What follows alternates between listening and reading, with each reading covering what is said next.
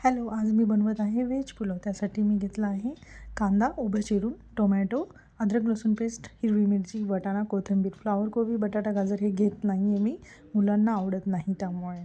त्यानंतर मी घेतला आहे इथे 2 फुलपात्री तांदूळ. त्यानंतर तो तांदूळ स्वच्छ धुवून घेतला आहे. नंतर मी आता कुकरमध्ये तेल चांगलं गरम होऊन द्यायचं आहे. त्यानंतर हे आहे खडे मसाले, तेजपान, दालचिनी, लवंग, मिरी. त्यानंतर मी कांदा घेतला आहे, छान असा परतवून घ्यायचा आहे कांदा. त्यात मीठ टाकते. मीठ नेहमी मी कांदा परतवताना थोडंसं टाकते, त्यामुळे कांदा लवकर परतला जातो व त्याचा कलरही छान येतो. आता मी घेतला आहे सुहाना बिर्याणी मसाला, थोडंसं घरचं काळं तिखट, हळद. आता फोडणीमध्ये मी टाकत आहे वाटाणा, पुन्हा एकदा छान परतवून घ्यायचं आहे.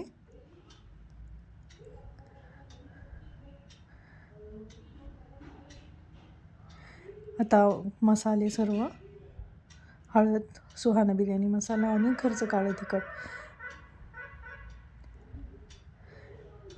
तिखट मी कमीच करणार आहे, कारण की मुलांसाठी बनवत आहे मी व्हेज पुलाव, त्यामुळे जरा स्पायसेस कमी यूज करते आहे. आता कोथिंबीर पुन्हा एकदा परतून घेत आहे छान मी.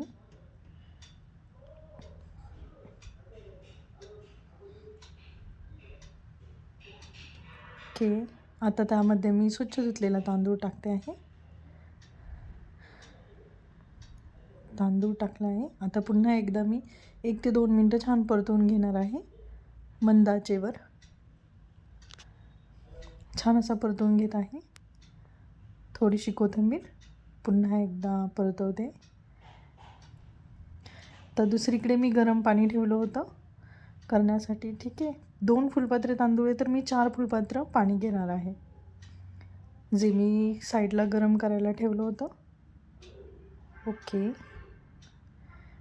आता हे छान एकत्र करून घ्यायचं आहे. ओके,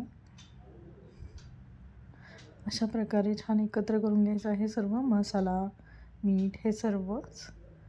यानंतर मी आता पुन्हा थोडंसं चवीनुसार मीठ टाकते आहे.